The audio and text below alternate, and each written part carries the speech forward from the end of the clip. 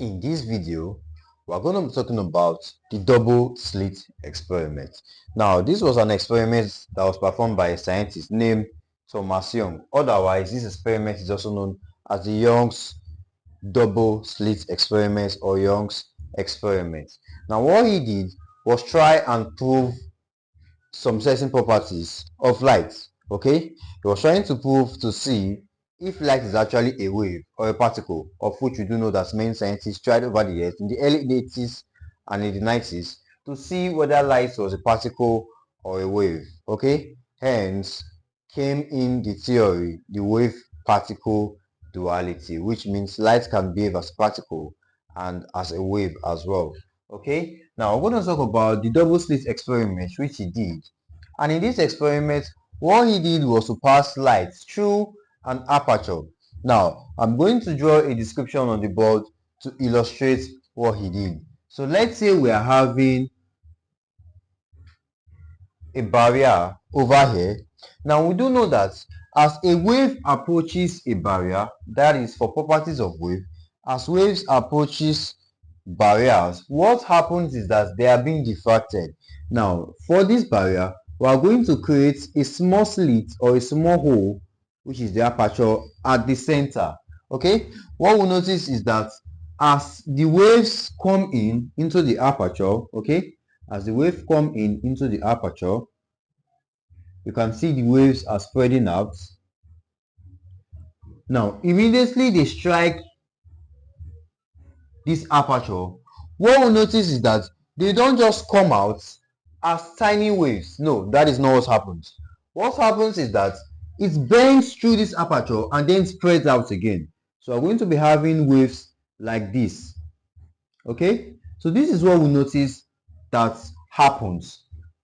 Now, if we try to pass this wave through two slits, so what we did here was to pass the wave through one slit, and what we notice is that the wave bends through the small aperture and then widens again.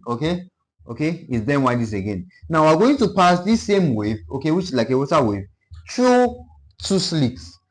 Now when we pass this wave through a double slit, okay, what we notice that as the waves come out, first things first, the wave pass through this single slit to create a wave like this.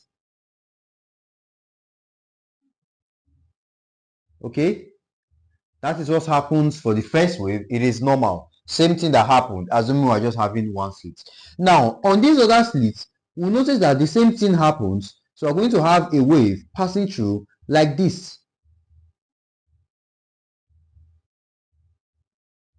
Okay, now imagine there is a screen here that is going to display whatever is at the end of the wave. What we notice is that as the wave passes through this double slit, it interferes with the other wave. Okay, as the wave passes through this first slit, it interferes with the other one. Okay, so at some point we notice that the wave is going to have an interference. Now this interference could either be a constructive or a destructive interference. Okay, now where the peaks of the wave interfere, we get a constructive interference. Okay, and then where the peak and the already node and the antinode of these two waves meet, we get a destructive interference. That is, they just what now cancel out. Now what we notice for this wave is that at every point where they meet, a pattern is being formed on this screen. So if I decide to trace something like a pattern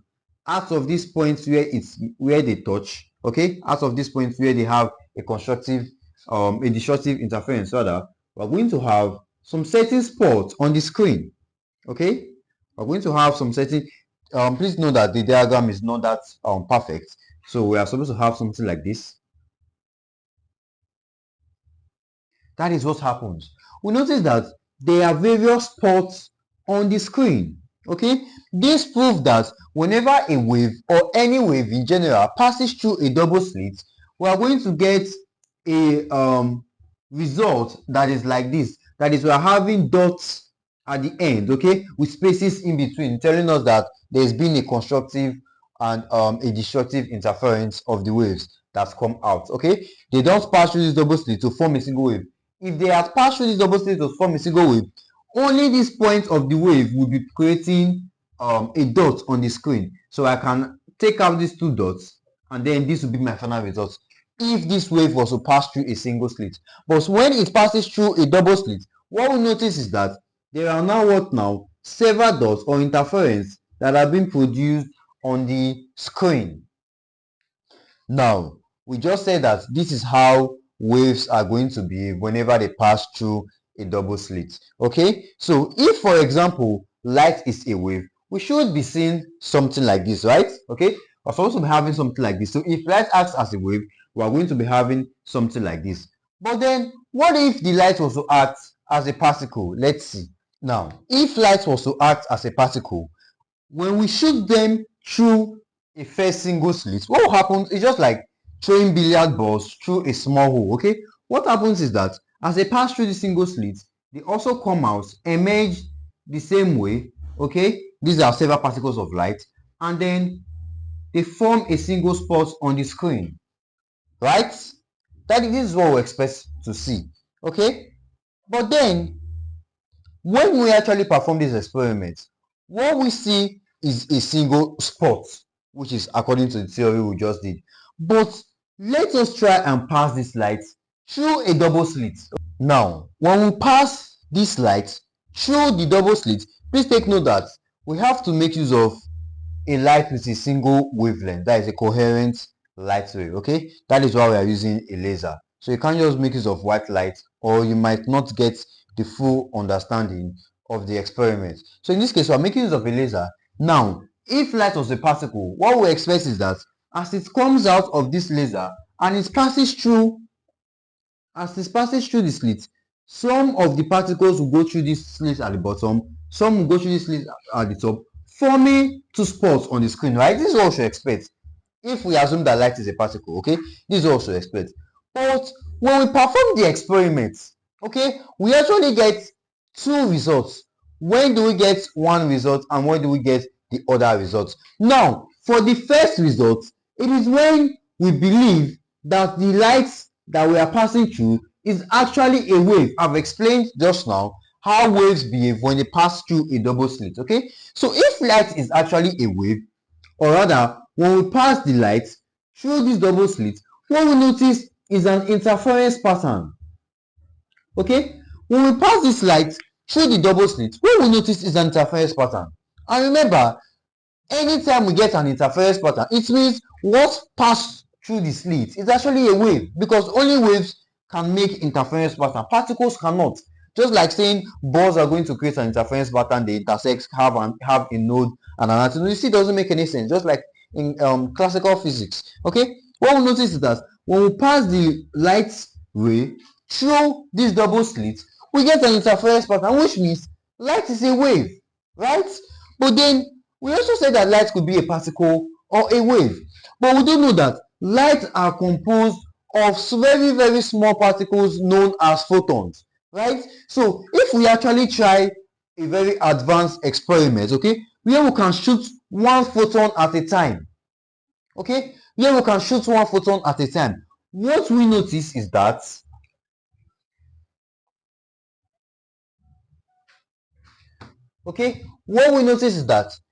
even when we shoot one photon at a time,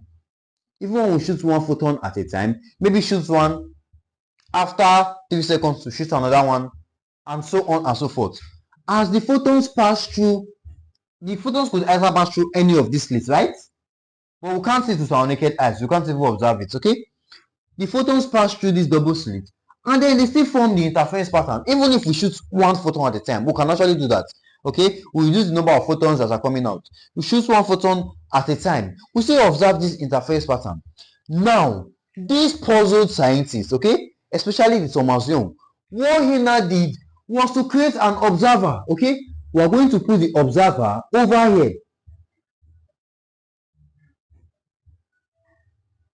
Let's say this is the observer, like an eye.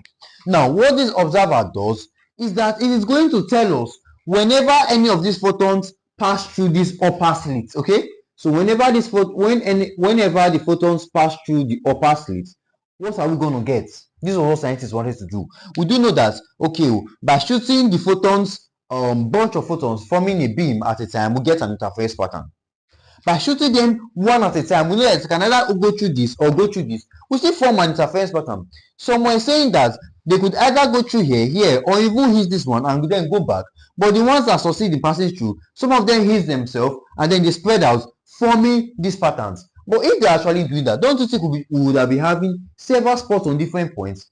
We're always having a consistent gap between the dots and the interference pattern. Okay, now what they now did was to create an observer that will help to check if these particles are going through the upper slit. What we do with the observer is that, okay, if the particles go through this upper slit, blink, detect the particles that go through the upper slit only. Okay, so if the particles go through this upper slit, what you do is what now? Blink. This is the observer. Okay, I'm going to come here and then I'll write an observer. Okay, blink at once if the particles go through the upper slits. But if they go through the lower slits or they hit any other point, that is, they don't go through this upper slits, they can choose to go to the lower one or any other point. As far as they don't go to the upper slits, don't blink. You are only allowed to blink when you detect particles passing through the slit. That is what we did. Now, immediately we place this observer over here. The observer blinks whenever it passes through here. So as photons passing through this place, it blinks. We know that, okay, some of the photons went through the upper slit. But then it does not blink at some time, which means, okay, the photons could either be hitting this surface or then they are passing through the lower slit, right? What we now notice is that as this occurs, we are now going to have two distinct spots on the screen, which is now telling us that light is actually a particle. Okay, it is now saying that as the photons pass through this slit, some go to the top, some go to the bottom. The ones that go to the top are what now detected by the observer, forming this dot, and the one going through the bottom, they are not detected by the observer, forming this spot. We're not having two dots. Okay, which is now like photons are not behaving like waves. So you see that the moment we try and observe where the particle is going through, it's now changed its shape or its form. It is no longer acting as a wave. There will no longer be interference patterns, but rather we're going to be having two distinct spots on the screen. That is what we're going to be having, which is surprising, right? But then again, let us not tell the photons that we're observing them. Okay, let us not tell them. I don't want them to know that we're observing them. What we are going to do is we are going to perform the experiment the same way. We don't want the photons to know that we are spying on them. I'll go behind the corner and this observer, I'm going to unplug it so that the photons do not know that we are trying to know where they are going through. Okay, and then we perform the experiment again. When we perform the experiment again, we go back to seeing these photons acting as wave, forming interference patterns. This is what we observe. Now, this is now giving us the general conclusion of the fact that we are having a dual form. Okay, that is what we're not saying. We're not saying these waves have what now? A dual form. That is, they can behave as a particle as well as a wave. But it doesn't really make any sense, because how can just one thing be behaving as a wave and as a particle? Well, the reason why it doesn't make any sense is because in our everyday life, what we see is what were explained to us by Isaac Newton and other scientists, called classical physics. Well, we do believe that when we go on a quantum scale, it is not what we see. That is why if we're having a board like this, I know that no matter what, there is no way this matter can go through this board. That is what we know. Okay, no matter how we try hard, this matter cannot go through this board. But then in terms of electrons act differently. When we shoot electrons into this board, they just pass through it as if there is nothing there. But then how do the electrons pass through it? Okay, that is on a different level of quantum mechanics. Okay, so you see now it is easy to understand the double slit experiment. Now, what the double slit experiment talks about is the fact that light behaves as a wave and as a particle. Okay, but just by observing it, that is when it's going to behave as a particle, because notice by observing it, some pass through here, we get a spot. Some pass through here, okay, the other spot has to be what now? Somewhere here. We get just two spots. And then we take our screen, we look at just two spots. But we will place it back and then we switch on the observer, we switch it off. We are not observing the particles. Let them go through wherever they want. When we will not get back to what is now an experiment like this, or a final result like this rather. Okay, we get a final result of what now? An interference pattern. Okay, we get an interference pattern. Well, these experiments can actually be done at home. We are going to perform, or rather repeat these experiments in a very easy way, okay, using a laser beam, some other apparatus that we can work with. Okay, we are going to be recreating the facts or the experiments that Young performed to show us that light actually acts as a wave. Now, in terms of light acting as a particle, we might not be able to create this exact experiment of the double slit. Okay, what we want to do is look for a different way to explain how light behaves as a particle. Okay, of which one of it is popular one performed by Albert Einstein, which is the photoelectric experiments, of which he even won a Nobel Prize for. Okay, so what we're going to do, we're going to be performing the double slit experiments, okay, using a laser beam, and then we're going to see if we're actually going to get this interference pattern, even when some persons believe that light is a wave and some persons believe that light is a particle.